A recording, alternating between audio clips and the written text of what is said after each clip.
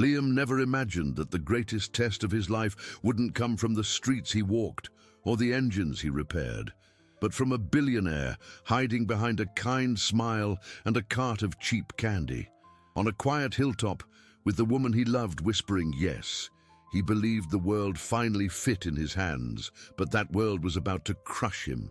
Because across the city, a powerful man was preparing a secret trial, a cruel game designed to measure the worth of someone who owned nothing but his integrity. And when Liam stepped through the gates of that mansion, he didn't know it yet, but his character was about to be dismantled piece by piece until only one question remained. What is a man worth when everything is taken from him? What is the true measure of a man? Is it the balance in his bank account, the brand of his suit, or the power he wields in a boardroom? Or is it found in the quiet moments, in the strength of his character when no one is watching? This is the story of a man who had nothing, who was tested in the cruelest way imaginable by a man who had everything. It's a story about a love that was deemed worthless and a fortune that couldn't buy what truly mattered. For one perfect, fleeting moment, the world belonged only to Liam and Clara. On a hill overlooking the city, with the sun bleeding orange and purple across the sky, he knelt on one knee. His hands, perpetually stained with the grease and oil of an honest day's work, held a small, simple box. He was an auto mechanic, a man who understood engines better than he understood people. But he understood the heart of the woman before him. He saw past the world she came from, a world he had only heard whispers of, and she saw past his worn-out genes and the modest life he could offer. She saw the unwavering integrity in his eyes. When she said yes, her voice choked with happy tears. The universe seemed to pause, holding that perfect moment just for them. Their joy was pure, unadulterated, a fragile bubble in a world they did not yet know was sharpening its thorns. Their first step back into reality was deciding to tell her family, a simple act that filled Liam's stomach with a cold, heavy dread. He had never met her father, a figure spoken of in hushed, reverent tones, a titan of industry, a ghost of a man always away on business, managing a vast global empire of investments and assets. Clara assured him it would be fine, that her father would love him once he got to know him. Liam wasn't so sure. The drive to her family's estate felt like crossing a border into another country. His old, beat-up pickup truck, his pride and joy, sputtered along a pristine, tree-lined road where every other vehicle was a luxury European import. When they reached the gates, they were not gates. They were towering monoliths of wrought iron, a fortress designed to keep the world out. As they swung open silently, they seemed to mock the rumble of his old engine. The long, winding driveway snaked through manicured lawns that looked more like a professional golf course, finally revealing a house that wasn't a house. It was a palace of stone and glass, a monument to a level of wealth Liam couldn't even comprehend. It was the kind of fortune built over generations, a dynasty of unimaginable capital. Clara squeezed his hand, sensing his unease. "It's just a house, Liam," she whispered. But they both knew that was a lie. It was a statement. Inside, the chill was immediate. The marble floors echoed their footsteps, and the air was still and sterile, like a museum. Clara's mother, Eleanor, greeted them with a smile that was perfectly sculpted but held no warmth. It was a socialite smile, a mask of politeness that barely concealed a razor-sharp judgment. "Clara, darling," she said, her voice smooth as silk, before her eyes flickered over to Liam, taking in his simple jacket and work-roughened hands. The smile tightened. "And you must be Liam." The father, as expected, was absent. Another business trip, another continent. But he had left a surrogate in his place. Standing by a grand fireplace was a man who looked like he'd stepped out of a magazine. He was handsome, impeccably dressed in a tailored suit that probably cost more than Liam's truck, and he radiated an aura of effortless arrogance. "Liam, this is Julian Croft," Eleanor said, a hint of pride in her voice. "A very close family friend." Julian stepped forward, extending a perfectly manicured hand. His handshake was firm, a subtle power play. "A pleasure," he said, his eyes scanning Liam from head to toe in a dismissive glance that lasted only a second but felt like an eternity. "Clara has told us so much about you. A mechanic, is it? How industrious." The word hung in the air, dripping with condescension. Liam felt the first sting of a game he didn't know he was playing. This wasn't a friendly meeting. It was an evaluation, an interrogation. Eleanor guided them to a sitting room filled with antique furniture and priceless art, the kind of room where people didn't live. They performed. "So, Liam," Eleanor began, her voice deceptively sweet as she poured tea into delicate porcelain cups. "Clara tells us you have your own business, a little garage." "Yes, ma'am," Liam said, his voice feeling rough and out of place in the pristine silence. "I rent a small shop. It's not much, but it's mine." Julian chuckled softly, a low, patronizing sound. "That's the American dream, isn't it? Starting from the bottom. Of course, some people have a different starting point. My father always said the most important investment is the one your grandfather made. It certainly makes securing a healthy portfolio of stocks and bonds much simpler." He smiled at Clara. "But passion is admirable, truly." The attack was relentless. A series of veiled insults wrapped in polite conversation. They asked about his family, his education, his prospects. Every answer he gave seemed to dig him into a deeper hole. He wasn't just being judged on his financial status, he was being dismissed as a human being. His life's work, his pride, was being reduced to a quaint, working-class hobby. He could feel Clara tensing beside him, her hand gripping his tightly under the table. She tried to defend him, to steer the conversation, but her mother and Julian worked in perfect concert, a tag team of elitist disdain. Liam felt a deep, calculated injustice coiling in his gut. He hadn't been given a chance. He was an insect under a microscope, a puzzle they had already solved. In their eyes, he was worthless. The battle for his future, for the woman he loved, had just begun, and he was completely unarmed, facing an enemy he couldn't see and an opponent who had already declared victory. He didn't know it yet, but the man in the expensive suit was only a pawn. The real king, the true opponent in this cruel game, was watching from the shadows, preparing a test that would push him to the very edge of his soul. The drive back from the estate was silent and heavy. Liam felt the weight of that marble palace, of Julian's condescending smirk and Eleanor's icy disapproval, pressing down on him. He wasn't angry. He was wounded. He felt like a fraud, not because he was poor, but because for a moment, in that opulent room, he had almost believed them. He had almost believed that his life, his work, his love, was somehow less valuable because it couldn't be measured in dollars or stock dividends. Clara cried softly beside him, apologizing over and over. "They don't know you," she insisted. But Liam knew the truth. They didn't want to know him. They had already calculated his net worth and found it wanting. That night, something hardened inside him. It wasn't greed or a sudden desire for wealth. It was a fierce, burning resolve. He would not be defined by their metrics.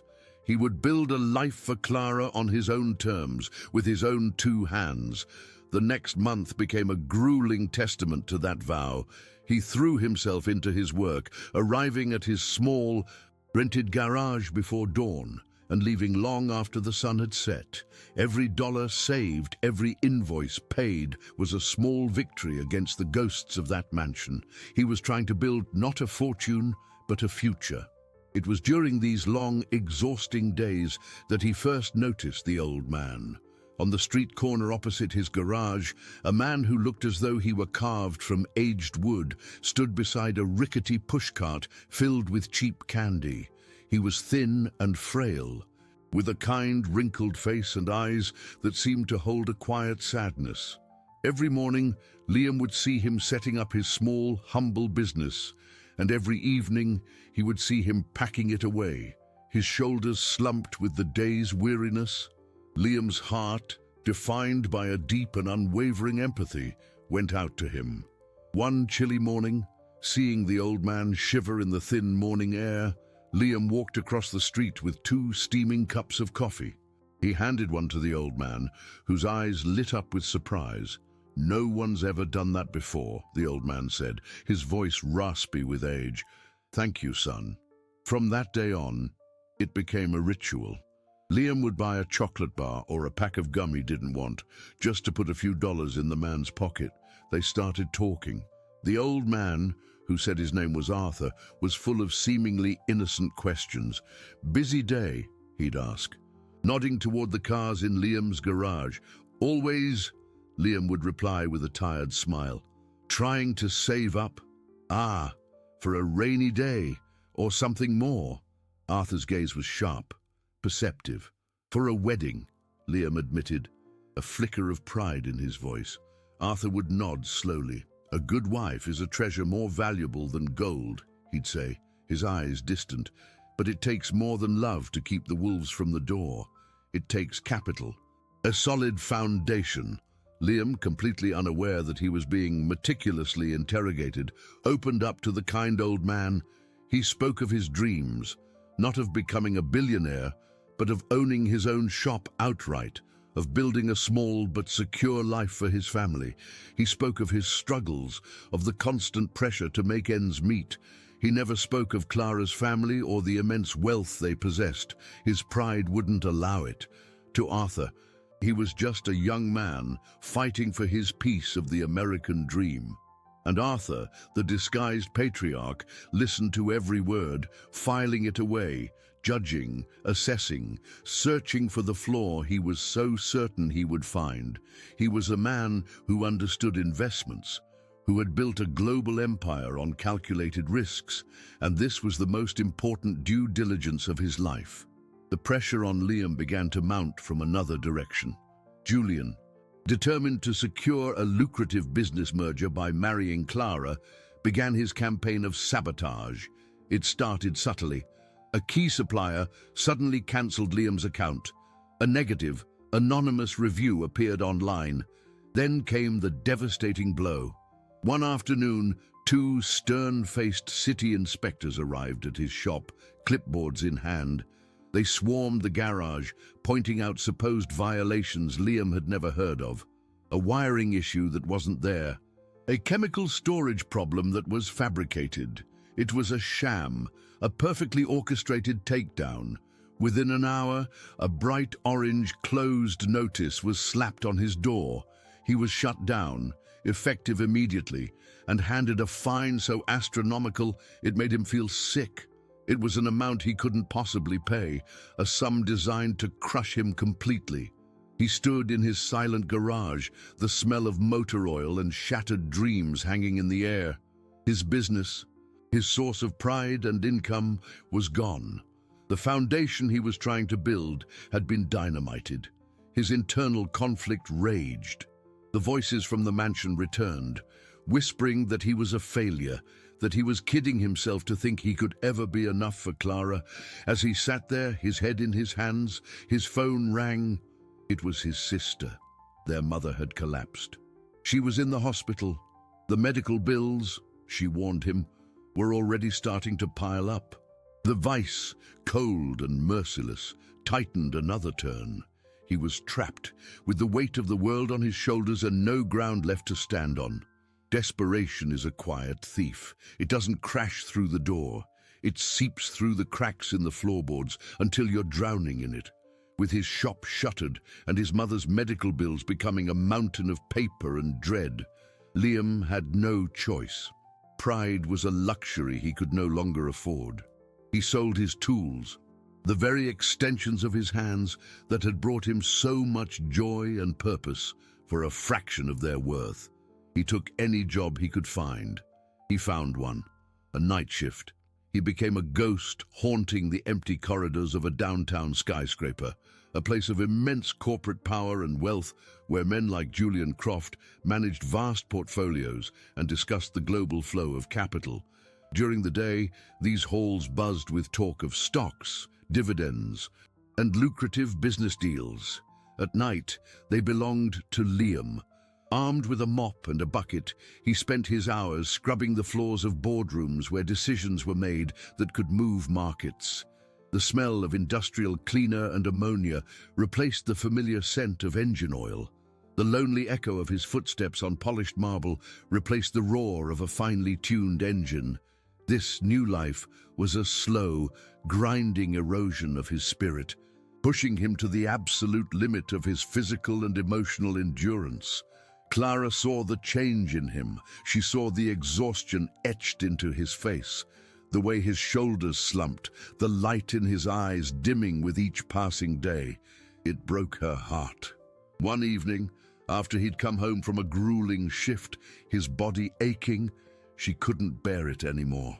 "Liam," she said softly, her voice filled with pain, "please, let me help. My family, we have the money. It's nothing to them. A small part of a trust fund, some assets I can liquidate. We can pay the fine, pay your mother's bills, you can get your shop back." Her words, meant to be a lifeline, felt like an anchor dragging him deeper. He looked at her, and for the first time, he saw the chasm between their worlds, not as a gap they could bridge, but as an impassable canyon. "Your money," he said, his voice low and tight, with a pain she mistook for anger. "That's your solution? You think I can just take a handout from the same people who look at me like I'm dirt on their shoes?" "It's not a handout, it's help," she pleaded, tears welling in her eyes. "We're supposed to be a team." "A team or a charity case?" he shot back, his pride wounded beyond repair. "I told you I would build us a life, Clara. Me, with my own hands. If I take that money, I'm admitting they were right all along, that I'm not good enough, that I'm worthless without their fortune." He felt like a failure, and her offer, born of love, felt like confirmation of that failure. She felt shut out, her attempt to help thrown back in her face. The argument escalated, their words becoming weapons, leaving deep, unseen wounds. From his corner across the street, sitting on a cold metal stool beside his candy cart, the old man Arthur watched them through the window of Liam's small apartment. He saw their animated gestures, the pain on Clara's face, the rigid set of Liam's jaw. As Clara finally turned and walked away into the night, a flicker of something unreadable, something complex and unsettling, passed through the old billionaire's eyes. The argument created a fracture, and Julian Croft was there to shatter it completely. He escalated his attack from Liam's livelihood to his character. A few days later, Eleanor invited Clara for lunch.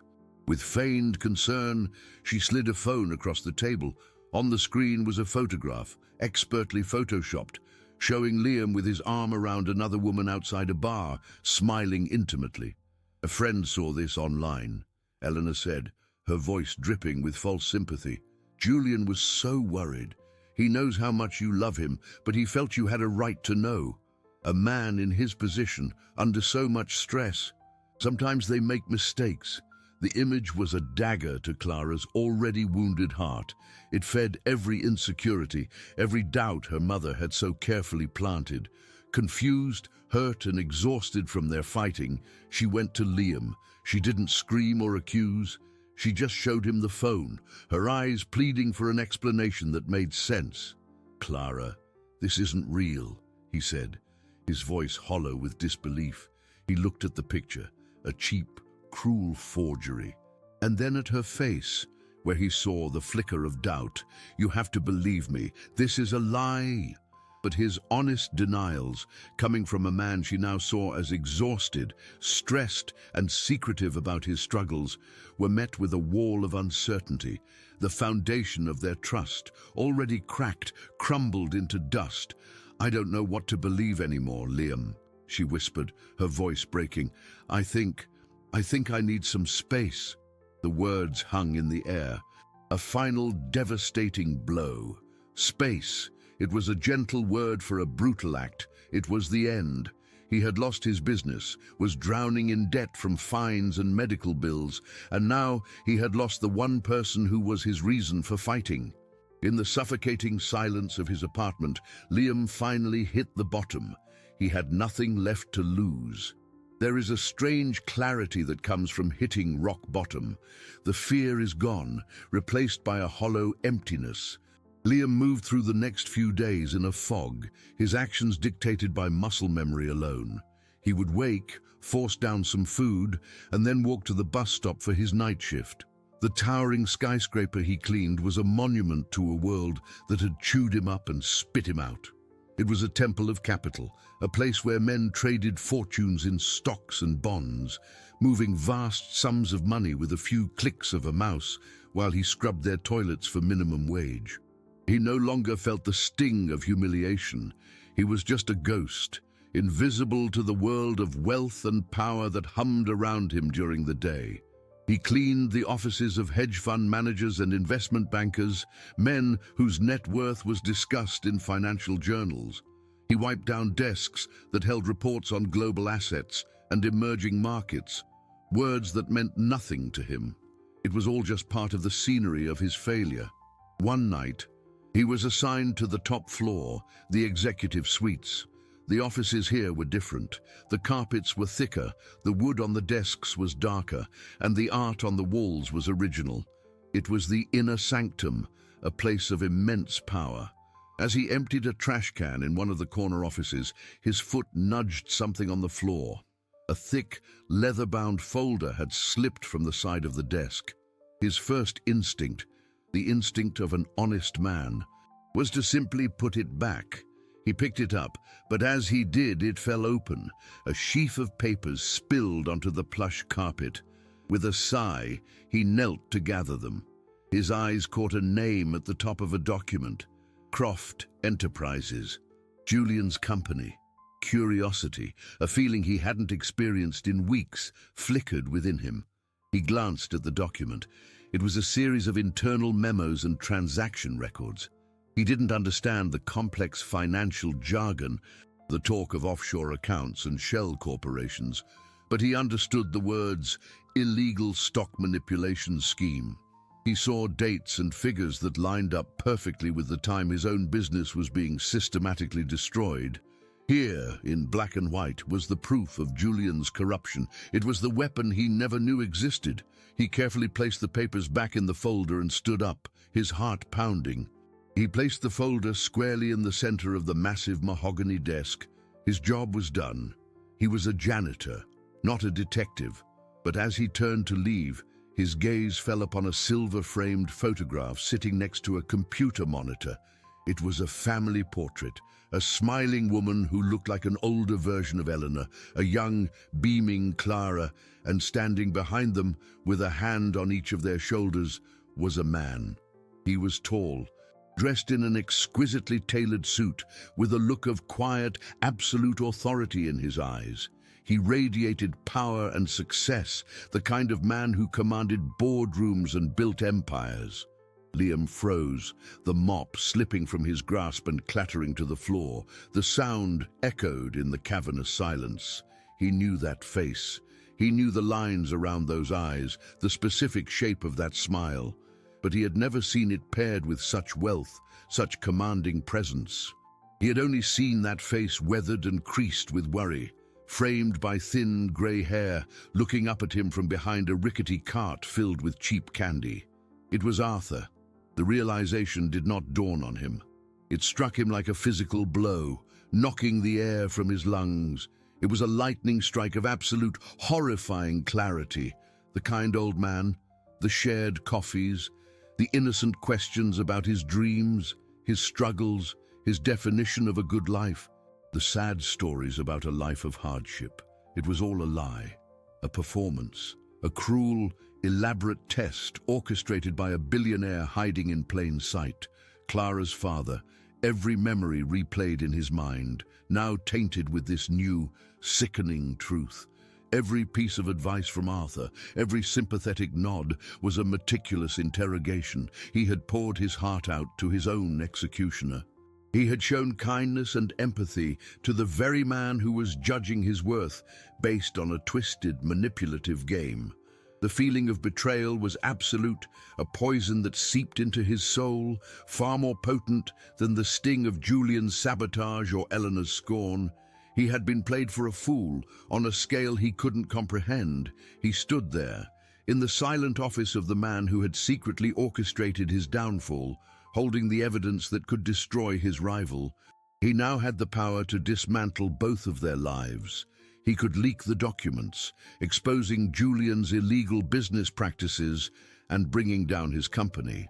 In doing so, he would also expose Clara's father, the powerful billionaire who used his immense fortune not to build, but to test and to break a man he deemed unworthy. He could have his revenge. He could watch their carefully constructed world of wealth and privilege burn to the ground. But as he stared at his own reflection in the dark glass of the window, he had to ask himself, what would be the cost to his own soul? He could be a wrecking ball. With a single anonymous tip to the right journalist or federal agency, he could shatter the foundations of two immense fortunes. The Croft family's empire, built on a portfolio of questionable investments and illegal stock trades, would crumble. Arthur's carefully curated public image as a philanthropic billionaire, a titan of industry, would be irrevocably tarnished. The fallout would be catastrophic, a scandal that would dominate the news for months, wiping out billions in capital and destroying reputations built over a lifetime. The thought was intoxicating. It was a dark, seductive promise of justice, of watching the men who looked down on him from their ivory towers come crashing to the ground. He could make them feel as powerless as he felt right now. He walked out of the skyscraper and into the cold, pre-dawn air of the city. The streets were empty, washed in the sterile orange glow of the streetlights. Each step he took felt heavy, as if the folder's contents were physically weighing him down.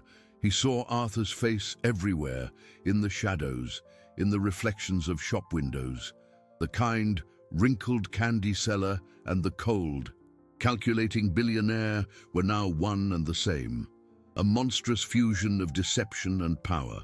He thought of the conversations they'd had, the moments he'd mistaken for genuine human connection. He had confessed his fears about not being enough for Clara to the very man who had set the terms of that test. The manipulation was so profound, so complete, it felt like a violation of his very soul. He spent the next day in a daze. The documents a ticking bomb in his small apartment. The path of revenge was so clear, so easy.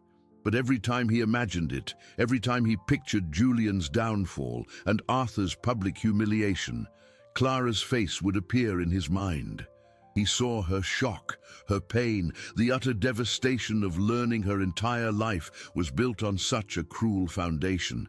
This wasn't just about two corrupt men. It was about her. Exposing her father would mean destroying her world, poisoning her past, and proving that the man she loved was capable of the same kind of vindictive cruelty as the men he despised. He would win the battle, but become the very thing he was fighting against. His victory would be her ultimate loss. As he wrestled with this impossible choice, his mind drifted back to his garage, to the quiet hours spent working on a project that had nothing to do with making money or paying bills. In the back corner, under a dusty tarp, sat the shell of a 1960s classic sports car. It was an identical model to one his own father had loved, a car he'd dreamed of owning but could never afford. Liam had found the rusted-out frame years ago and had been slowly, painstakingly restoring it piece by piece. It was his art, a testament to pure craftsmanship. He remembered a story Clara had once told him, a rare anecdote about her mysterious father, his first business success. The seed from which his entire fortune grew came from restoring a rare, classic car and selling it for a huge profit. It was the one story that made her father seem human, a man who once worked with his hands. Suddenly, A different path illuminated in his mind, a path that had nothing to do with revenge or destruction. It was a quiet act, a statement that only one person in the world would truly understand. It was a choice to build instead of break. His phone buzzed on the table. It was a text from a friend, a link to a society gossip column online. The headline was a punch to the gut. City's hottest power couple, Julian Croft and Clara Vance, to celebrate engagement at lavish estate party. The mother and the rival hadn't just moved on. They were throwing a victory party, repurposing the celebration that was supposed to be his and Clara's. They were erasing him. That was the moment. The rage and hurt solidified not into a weapon, but into a forge. He knew what he had to do. He looked at the last of the money he had left in the world, a small pile of cash from selling his beloved tools. It wasn't enough to start a new business, not enough to pay off his debts, but it was enough for one last act of defiance, one last act of character. He wouldn't leak the documents. He wouldn't call a reporter. He would finish the car. He would pour every last ounce of his skill, his pain, and his integrity into the polished chrome and gleaming paint. It was a message that couldn't be spoken, a truth that couldn't be bought or sold. It was the only move he had left to make, not to win their game, but to prove he was never playing it in the first place. The days that followed were a blur of focused, frantic labor. Liam broke the lock on his own shuttered garage, a place that now felt like a tomb, and brought the classic car back to life. The small pile of cash, the last of his assets from the sale of his tools, was spent not on food or rent, but on vintage parts, high-quality paint, and buffing compounds. He worked with a feverish intensity, fueled by coffee and the burning fire in his gut. The world outside ceased to exist. There was no skyscraper to clean, no debt collectors to dodge, no memory of Clara's doubtful eyes. There was only the metal, the engine, the intricate dance of mechanics and artistry. He sanded the body down to its bare steel skin, erasing decades of rust and neglect, feeling as though he was stripping away his own pain and humiliation. He painstakingly rebuilt the engine, each piston and valve cleaned and set with a surgeon's precision. This was his language, the one place where he was fluent and powerful.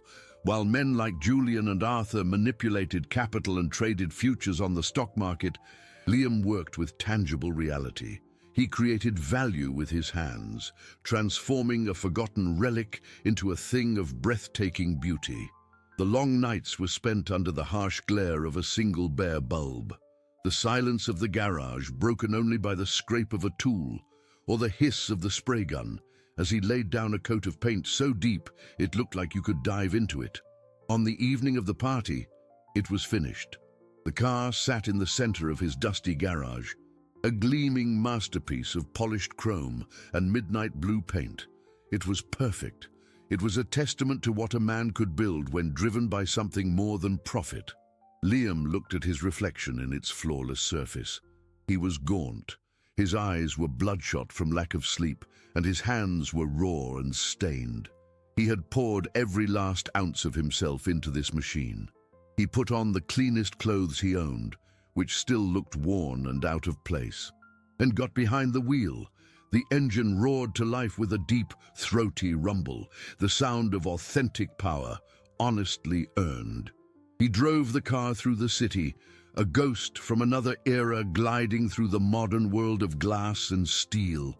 He didn't feel triumphant or vengeful. He felt a strange sense of peace, of closure. As he approached the towering gates of the estate, he could hear the faint sound of music and laughter drifting over the walls. Inside, a world of immense wealth was celebrating a victory built on lies. He pulled the classic car to a stop, its beauty a stark, silent rebuke to the opulence within. A security guard in a sharp uniform approached, his expression a mixture of confusion and awe at the vehicle. Liam didn't try to explain or argue.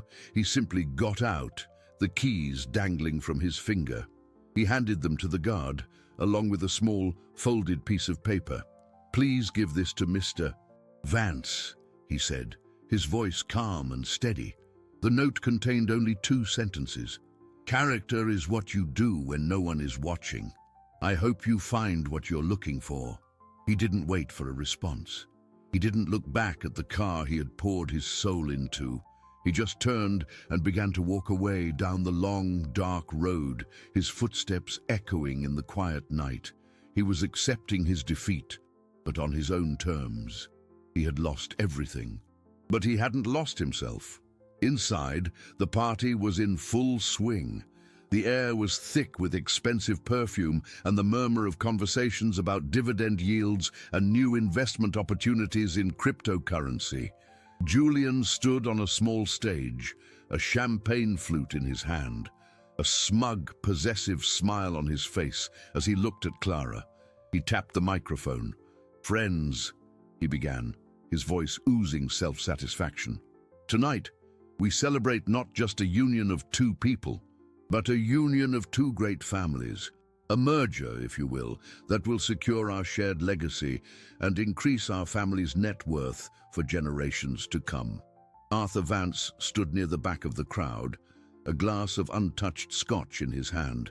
He heard Julian's words, but his mind was elsewhere. For weeks, the young mechanic's quiet dignity had haunted him. After witnessing their argument, a seed of doubt had been planted. A man of his power and resources did not remain idle. He had launched his own discreet investigation into Julian Croft's businesses, and the preliminary findings were unsettling, hinting at a structure built on deceit rather than solid business sense. He was a billionaire because he understood risk, and Julian was beginning to look like a very bad investment. Just then, the head of his security detail approached him, moving silently through the crowd. He leaned in and whispered in Arthur's ear, then placed the car keys and the folded note into his hand. Arthur's eyes narrowed. He motioned for the man to leave and walked away from the party, ignoring Eleanor's questioning glance. He stepped out onto the grand stone terrace and into the cool night air. There, parked just outside the gates, bathed in the glow of the estate's lights, was the car. It was like a punch to the gut, a vision from his own past, a perfect, flawless replica of the car that had been his first real success, the one that had provided the initial capital for his entire empire.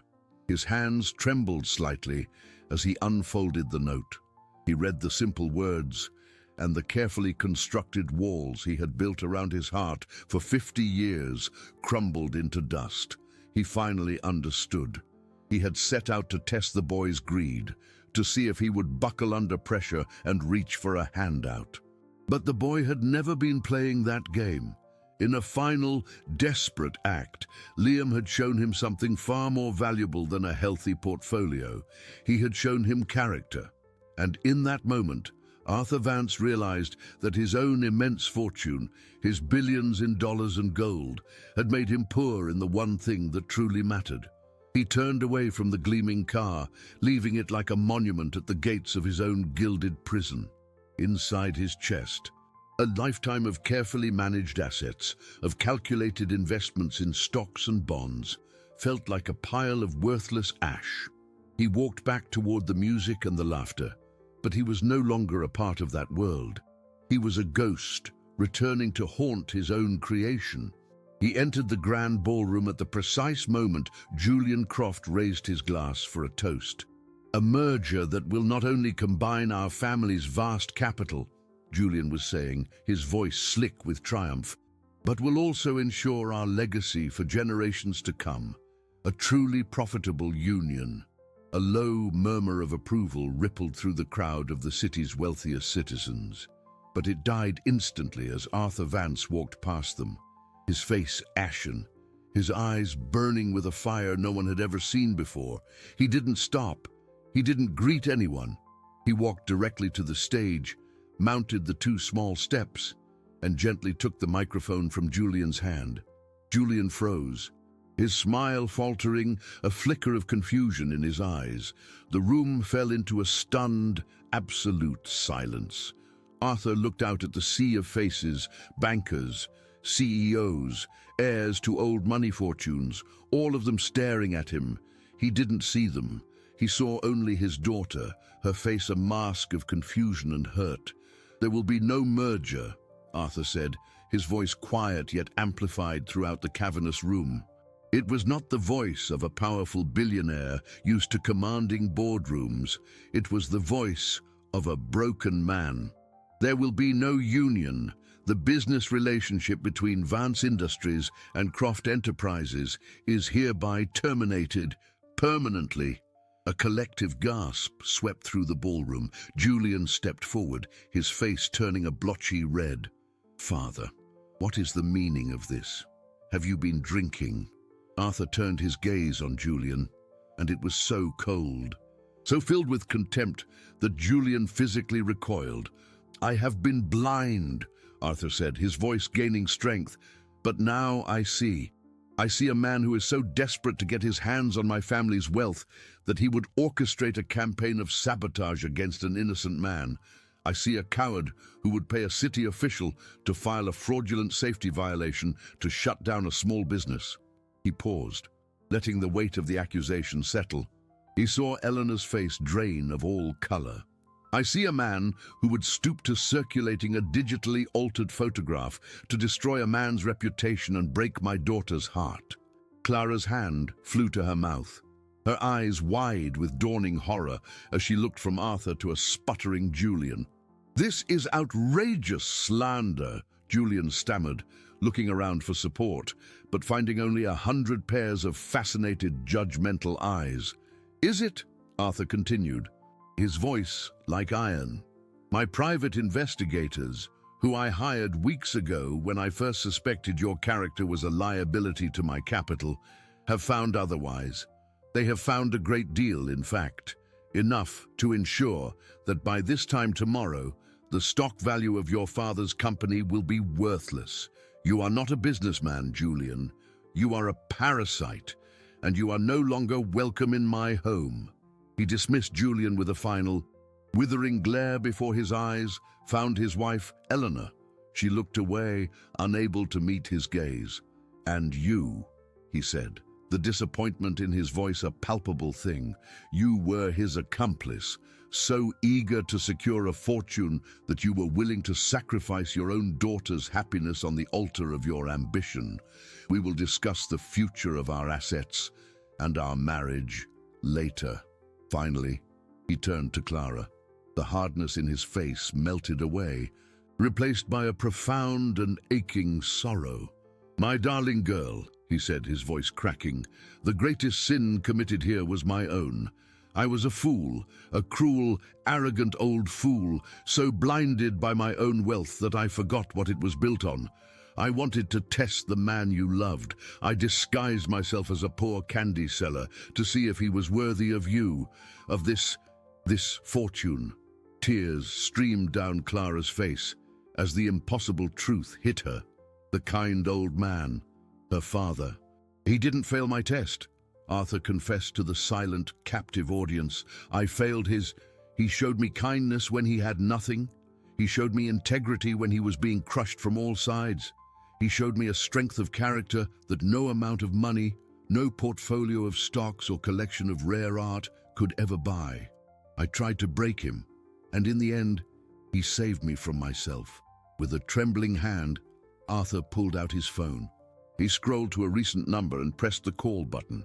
The entire room watched, holding its breath. He put the phone to his ear, his eyes locked on his daughter's. Miles away, walking down a dark, lonely road with nothing but the clothes on his back, Liam felt a vibration in his pocket. He pulled out his cheap phone and looked at the screen. The caller ID was a number he didn't recognize. He almost ignored it, but something made him answer. "Hello?" he said, his voice tired.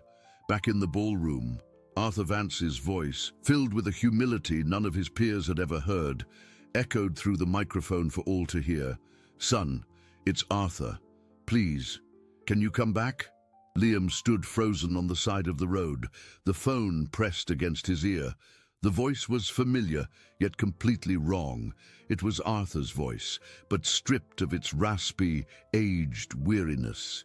This voice was clear, resonant, and carried an unmistakable weight of command. It was the voice from the photograph, the voice of a man who moved markets and built empires. "Who is this?" Liam asked, his own voice barely a whisper. There was a pause on the other end, filled with the faint, cavernous echo of the ballroom. "It's the man you shared your coffee with," the voice said, now softer, laced with a profound regret. The man who was too blind to see the fortune he was looking at wasn't made of dollars, but of character. "Please, son, just come back to the gate." The line went dead. Liam stared at his phone, his mind reeling. He was miles from the estate, walking toward a future he'd accepted would be one of solitude and quiet dignity.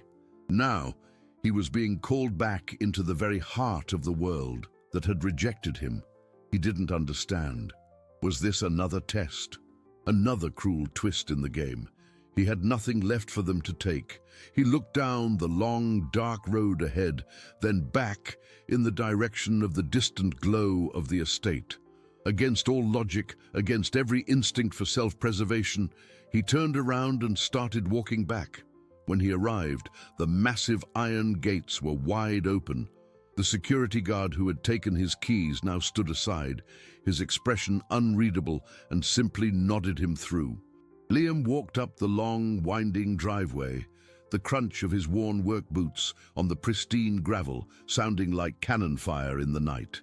As he rounded the final turn, he saw them. The entire party had spilled out onto the grand stone terrace, a silent, glittering crowd of the city's elite, their faces illuminated by the mansion's warm light. They stood like statues, their champagne flutes forgotten in their hands, all of them staring at him. In the center of it all, standing at the bottom of the stone steps, was Arthur Vance. He was no longer on the stage, no longer a figure of authority addressing a crowd. He was just a man, looking older and more fragile than he had even in his candy cellar disguise. As Liam stopped, a dozen feet away, Arthur took a slow, deliberate step toward him, then another. He walked until he was standing directly in front of the young mechanic, the billionaire and the janitor, face to face. The disparity in their wealth, in their entire existence, was a chasm between them.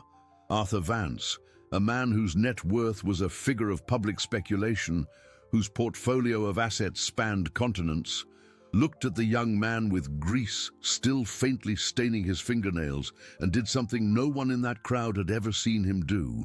He bowed his head slightly. "I asked you to come back so I could say this in front of everyone you will ever need to know," Arthur began, his voice no longer amplified by a microphone, but carrying with a raw, painful honesty. "I owe you an apology, not for the money you lost or the business that was destroyed. I can replace those. My capital is vast enough to buy you 100 garages. I owe you an apology for my arrogance, for my unforgivable sin of believing that a man's value, his true patrimony, could be measured in stocks, bonds, or the balance of his bank account." He looked over at Clara, who was watching them, tears streaming silently down her face. "I put you through hell. I manipulated you, I judged you, and I set you up to fail, all because I was terrified.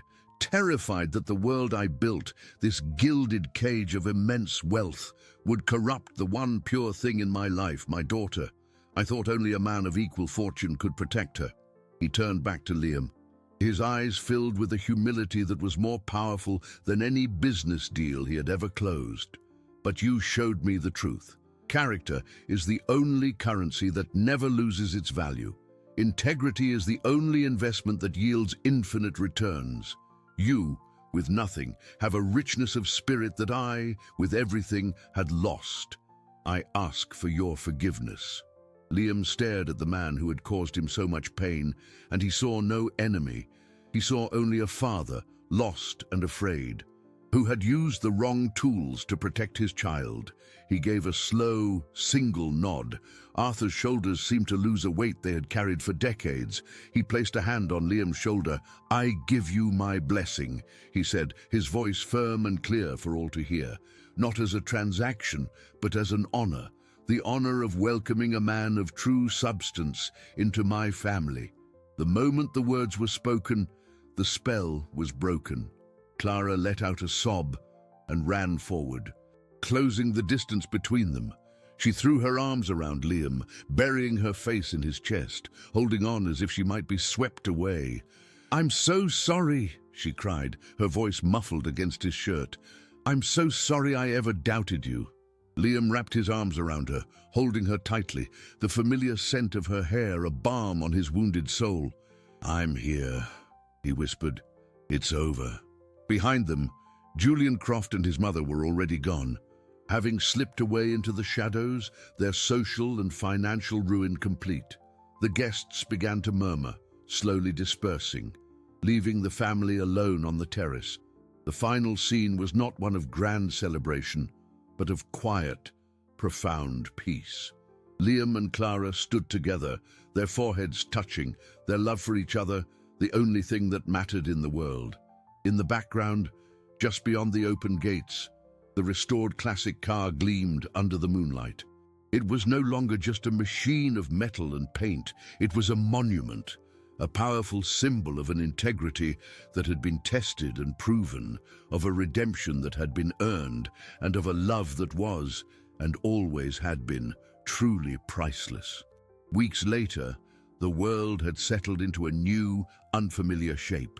The scandal of Julian Croft's downfall and the dissolution of his family's business partnership with Vance Industries was the talk of the financial world, a brief, sensational story for newspapers and investment blogs, before the market moved on to the next big thing.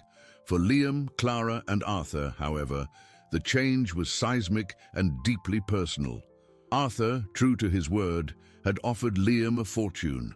Enough capital to launch a chain of high-end restoration garages, a portfolio of stocks, a trust fund that would guarantee security for generations. He offered it not as a test or a transaction, but as a sincere apology, a way to balance the scales. And Liam, with Clara by his side, had politely but firmly turned most of it down. He accepted only enough to pay off his mother's medical bills and to buy back his old garage, the one that had been unjustly taken from him. He wanted to rebuild his life with his own two hands, the same way he had rebuilt the classic car. The true investment, the one that yielded the greatest dividends, was in time.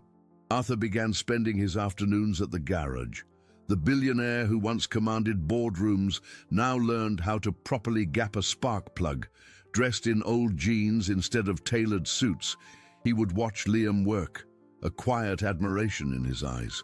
He wasn't just observing a mechanic, he was studying a master craftsman, relearning a language of tangible value he had long forgotten in a world of abstract assets and fluctuating market prices. He learned that the true measure of a man's net worth had nothing to do with dollars or euros, but with the pride he took in his work and the integrity with which he lived his life. Clara found her own peace, bridging the two worlds that had once threatened to tear her apart.